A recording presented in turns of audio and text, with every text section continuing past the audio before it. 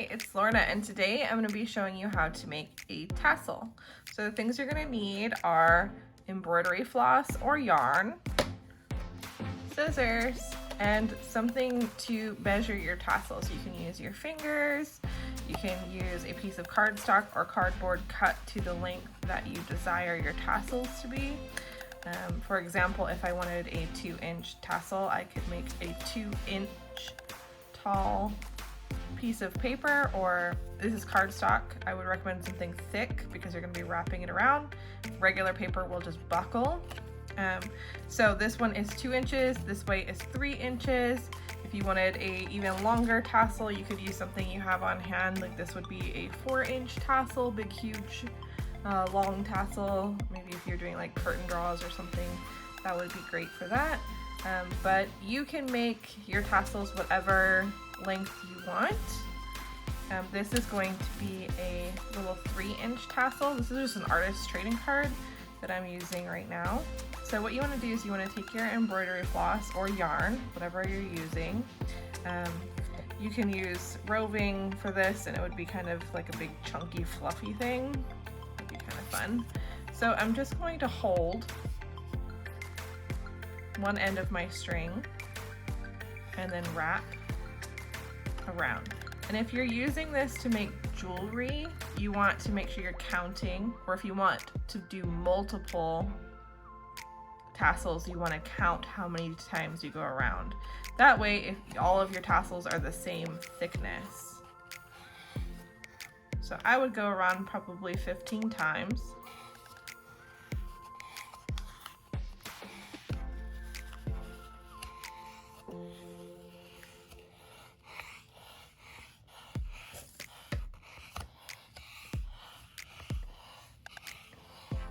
All right, that's 15. And then I'm gonna pull out just a little bit and cut.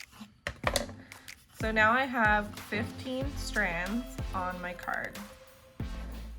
I like using paper and cardboard for this as opposed to something that's harder, like this mat, or and I like to use paper versus my fingers because depending on how you're spacing your fingers, you might have a wider. So if I wrapped it around my fingers like this, you can make a tassel. But if I wanted to make more than one tassel, then it would be kind of complicated because I would have to keep my fingers the exact same distance. But you absolutely can use your fingers, so you could wrap around your fingers in the same way that you wrap around a card. So, but we're using the card for now, but if you don't have paper or a card, that would be a great option. So I'm gonna cut off, I like to do about 3 inches because I like a lot to tie, but you could do less if you are running out of whatever is comfortable to tie. Some people can tie a 1 inch, like this little tiny bit. Here, I need a little bit extra. So what I'm gonna do is I'm gonna slip this underneath all of my threads, pull it up to the top, and I'm gonna do a square knot. So I'm just going to go cross, and then I'm going to bring the one that's under over and through. Cross, over and through, just like you're tying your shoes. See that? And then I'm going to do that twice to make a double knot. Cross, over and through.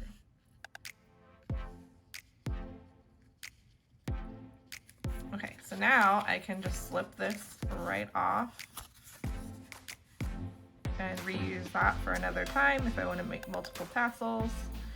If you're making more than a few tassels, I recommend using something a little bit sturdier than the cardstock that I have here. So now what you should have is you should have a loop. Some of these might be a little loose. That's where we started. That's okay, we can trim all that stuff. This one is where we started as well. So we'll trim those. But what you want to do is you want to hold your thread in your hand and you want to pull from your top knot down just to make sure it's nice and straight. Then we're gonna cut another length of our thread, about 4 inches this time. So this is another optional step. You could just do a square knot and tie it with one. But what I like to do is I like to wrap it around a few times to hide my knot. So what I'm gonna do, you can decide how long you want that little top part to be. So this part down here is gonna be your little dangly threads. This part up here is gonna be your top knot. You could do it wider, but I like to do it nice and tight so it looks like a little circle. So I'm just gonna go around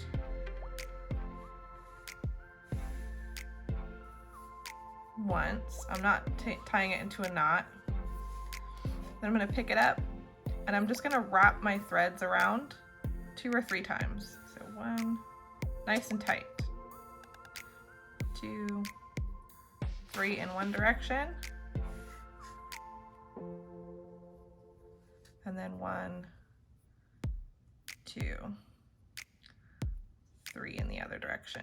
Then I'm gonna give it a nice tie. And that gives you just a little bit thicker right here where it joins, and I think it just looks really nice. So that's optional. You could just go once around and tie it. So now I'm just gonna do the square knot like I did at the top. Across, under, and through. And you want to tie that really tight. So now if you're using this for jewelry, what you want to do is you want to put a little bit of glue on this knot and this knot, because if it's going to be worn as earrings or a pendant or something like that, you don't want your knots to come undone. If it's just going to be a decorative piece for the end of something that's not going to be washed, or if it's just going to be for like a garland for a party or something like that, don't worry about that step. Glues that I would recommend are anything that is clear, that will dry clear, that is a liquid. So you don't want to go in with some hot glue on here because you're going to see the hot glue. But even if you used Elmer's glue, if it's something washable, you want to use a glue that will not dissolve with water. So something like E6000 or a fabric glue is ideal. Using Eileen's or something like that, putting a little dab of that would be great there. So now this is a really, really ugly tassel. Look, it's got all sorts of strings hanging off. Don't worry, we're going to fix that.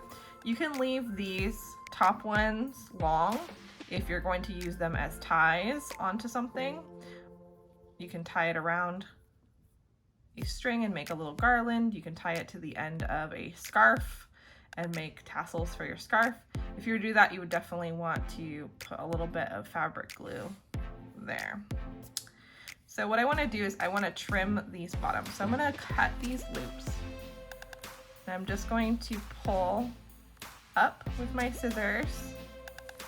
So I'm holding tight, pulling up, and cutting. And you want to do that for all the loops that you miss. So up and cut.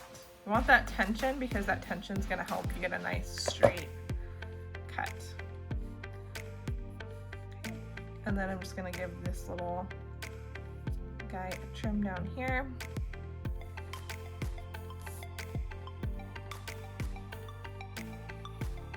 So now that they're all the same length, they look really nice.